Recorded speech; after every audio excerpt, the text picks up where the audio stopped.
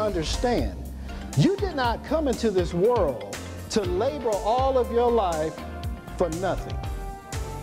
You did not come into this world to be tossed to and fro like a weightless leaf in the wind for nothing. You did not come into this world to go through the challenges, the problems, the trials that we all go through on a daily basis for nothing.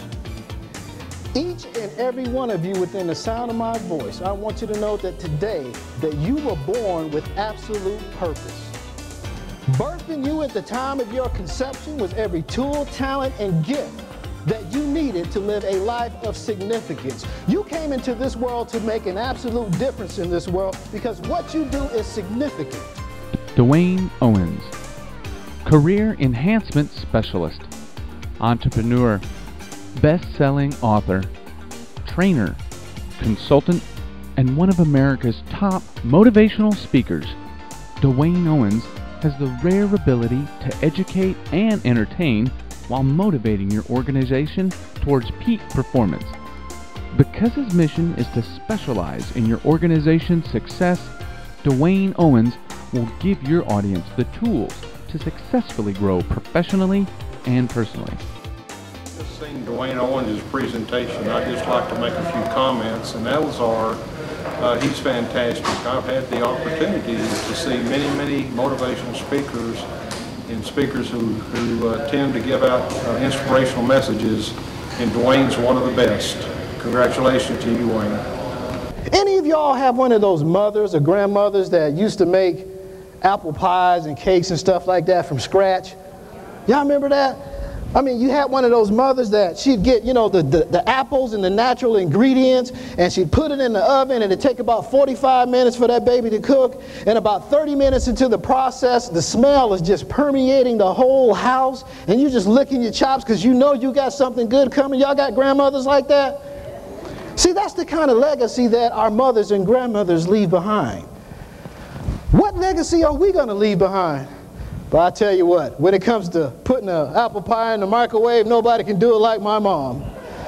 I'll tell you what, when it comes to ordering out, boy, my mom can get on that phone and hit those numbers real quick. I mean, is that the legacy that we're going to leave behind for our children? What is your legacy going to be? Point number one, first it starts with your attitude. Say attitude. Okay, you have to have a good, healthy fighting spirit. Why is that? Because we basically live in a negative society. Would you agree with that? Say check. Now, if you don't believe me, just watch the 5 o'clock news tonight.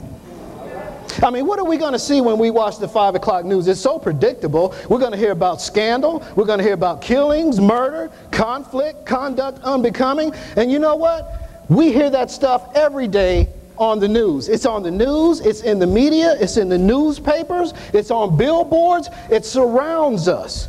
And if you're not careful, you could get caught up in all of that negativity. Check?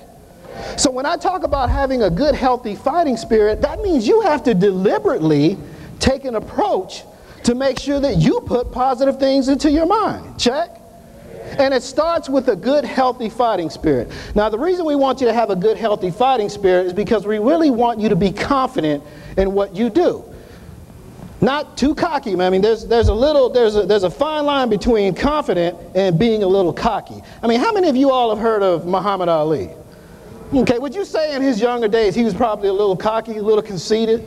Okay, so you always got to be careful because it doesn't matter how high you think you are, you can always be brought down a peg or two, right? Muhammad Ali was getting ready to fly out of the country one night. And the flight attendant came to him and said, "Mr. Ali, we're about to take off. I'm going to need you to buckle up your seatbelt." Muhammad Ali looked at the flight attendant and said, "Buckle up my seatbelt? Do you know who I am? I'm the greatest of all time. I'm Superman, and Superman don't need a seatbelt." The flight attendant looked at him and said, "Well, Superman don't need an airplane either." Some of y'all will get that in just a second. It reminds me of the time that I learned how to fight, me and my brother. I am a military brat. My father was in the Air Force. And when he was a young man married to my mother, when I was about 3 years old and my brother was about 1 year old, my father had one of those assignments that took him overseas to Asia. It was one of those assignments where he couldn't bring his family along with him. So when he went over there, my mother decided to move us to her hometown, the great city of Ellaville, Georgia. Anybody here ever heard of Ellaville, Georgia? Not nary a hand goes up, okay? Ellaville, Georgia is way, way, way, way back in the country where the red dirt flows, okay? Matter of fact, it was so isolated out there that my brother and myself, we grew up for the next 2 years without any peers, just adults. Now, when my father returned after 2 years, I was now 5 years old and my brother was 3. And he had an assignment to move to Virginia. So he packed up the family, we moved to Virginia. Now for the first time in me and my brother's life, it was the first time we had an opportunity to play with kids our own age. And my father said when he first saw us playing with kids our own age, we looked a little awkward. Didn't look like we kind of fit in. You know, the other kids kind of ran circles around us, manipulated us and all that type of stuff. But I said, Dad, you know, that's okay. You know, they'll grow and they'll get better at this.